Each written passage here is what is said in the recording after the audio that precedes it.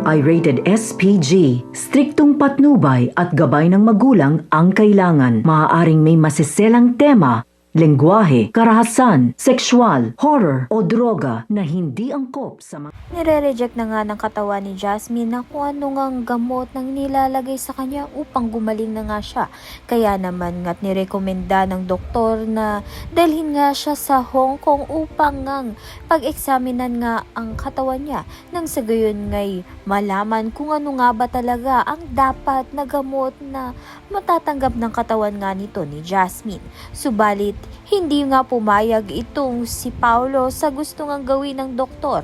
Kaya naman nga't ikinadismaya ni Marge ito dahil ang gusto nga lang niya ay gumaling at mabuhay pa nga ng matagal ang kanyang anak na si Jasmine.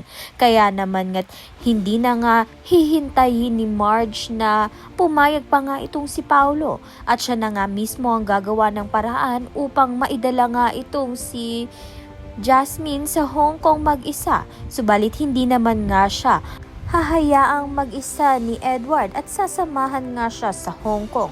Sa kabilang banda naman nga, dahil nga hindi makafocus itong si Paulo sa trabaho nga niya. Kaya naman nga itong si Greg ay gumawa na nga ng paraan upang ang mag-hire ng tao upang tumulong sa kanya na hindi naman nga ay kinagusto nito ni Paulo. Kaya naman nga't yan at iba pa ang dapat nating pakaabangan. Maraming salamat sa iyong panonood.